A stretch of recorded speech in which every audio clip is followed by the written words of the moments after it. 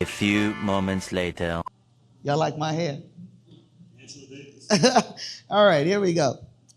Okay, this story is titled Summer of 72. Okay. Okay, it was 1972, and it was summertime in Chicago. It was hot, muggy, but the mosquitoes weren't biting, and this is what counted. I was outside with my friend Frida, and she invited me to go with her and her parents over to her cousin's house for the holiday. So I ran inside and got permission from Mom, and off we went in her father's Oldsmobile. Now, as we traveled south down Halsted Street, when we crossed 95th Street, I became intrigued because I had never been past 95th Street on Halsted. I saw there was a lot of businesses in the area. And as he continued driving on, when he got to around maybe 104th Street, he made a left-hand turn into the neighborhood. And it was nice. It was very serene. And the grass was, well manicured. And it was very clean and everything. We went a few blocks and he parked the car. Now, Frida's cousins were standing outside in the grass in front of their house. So anyway, we all got out. There we were. We would stair steps is what we were. Frida was the oldest. She was 12. And I was like 11. And we ranged from age 12 to 9, like that. Anyway, 1979, time of afros, elephant legs, bell-bottom pants. You had James Brown, The Temptations, and Earth, Wind, and Fire music, all on vinyl. You had Richard Pryor, Miles Mabley, and Bill Cosby for laughs. You had Bruce Lee at the movies, and you had Sanford and Son on the TV. It had been less than a decade since Martin Luther King Jr. rallied in Marquette Park. Richard Nixon was president, and Watergate had just started. 1972 was a wonderful time. It was very exciting. There we were, 4 girls about to celebrate the 4th of July. And what's the 4th of July without some fireworks? Okay, so fireworks were considered dangerous, but we had, a few fireworks. We had like some firecrackers and sparklers. And you could get those at your local mom and pop store for little or nothing. So there we were. We started playing with our fireworks and our sparklers. Now the firecrackers, we didn't light them one at a time. We would light the string so the whole string would go pop, pop, pop, pop, pop, like that. And that lasted for a little while. That kept us occupied and everything, our sparklers and stuff. But then, we ran out. It was like, okay, well, what are we going to do now? Anyway, we went in the house and, we got something to eat and drink and came back out and sat on the curb and talked a little bit and everything. And then by that time, it was starting to get dark. So we needed some more fireworks. Well, the neighborhood mom and pop store was closed. Well, we needed some homemade fireworks. Yep. Homemade fireworks for the 4th of July in Chicago. Life didn't get any better than this in 1972. Okay, into the house we went. Desperate times call for desperate measures, but don't try this at home. Okay, there we go. We needed some wire hangers, SOS pads, and a lighter. So in the closet, we found hangers. Up under the sink, we found SOS pads, and we found another lighter on the back porch. So outside we went. Now by this time, it was dark, and the adults, they weren't paying much attention to us. I mean, they was playing cards and having cocktails and telling lies. They didn't want us in the house, and we didn't want to be in there. So we got to stay out past the street lights coming on that night because, it was the holiday.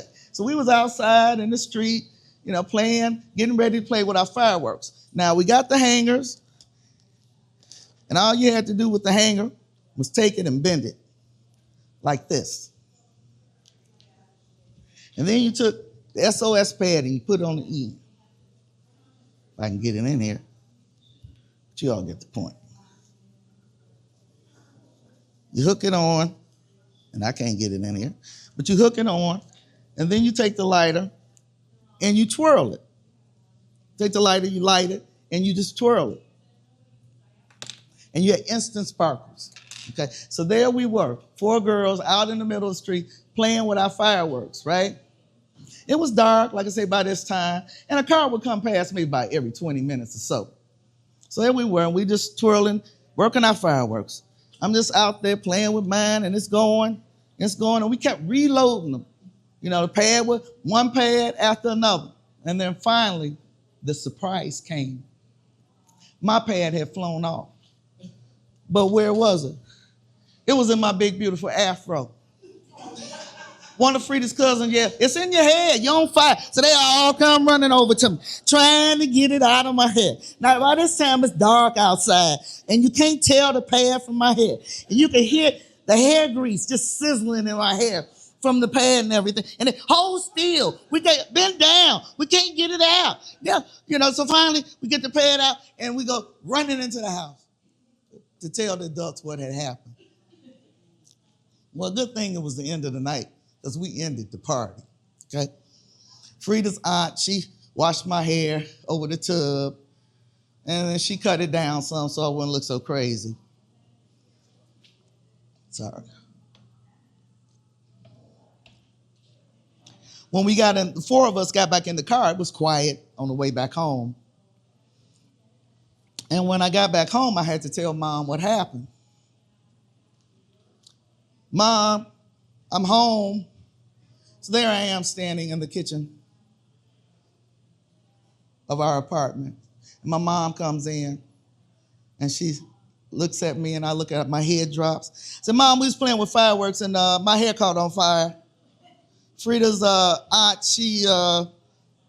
she cut it down for me and washed it. My mom just looked at me. She looked at me like, what kind of mess you done got yourself into? And you don't look like you did when you left here. So she started examining me, trying to see if I had any burn marks or anything. And then she just gave me that's what your ass get when you play with fireworks look, and she went on back into her bedroom.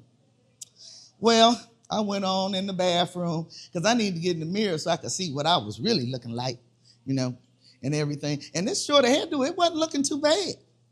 I thought, okay, so I went and I sat on the side of my bed and everything, and I was reflecting on my day. I had survived, and I had definitely smelt burnt hair before. So I was just glad Dad wasn't home. I got in the bed and went on to sleep. So the next day, after Mom had got over the initial shock of me catching on fire, she gave me some money to go to the barbershop to get a proper haircut. So there I was, ready to go get my hair cut, and Mom says, proper haircut. Mom was real pleased, or should I say, Mom didn't give me a punishment. Let's put it that way. Mom didn't get a punishment because she felt like I had learned my lesson from catching on fire. So I avoided a punishment. Okay. Plus, hey, what can you say? She was just glad I was still in one piece. Anyway, that was the 1972. These were great times, and they were so exciting. This was the last time that I got invited to go anywhere with Frida and her family. They never invited me to go anywhere else again. And it was also the last time that I played with some fireworks. Thank you so much. Y'all been a great audience. Thank you.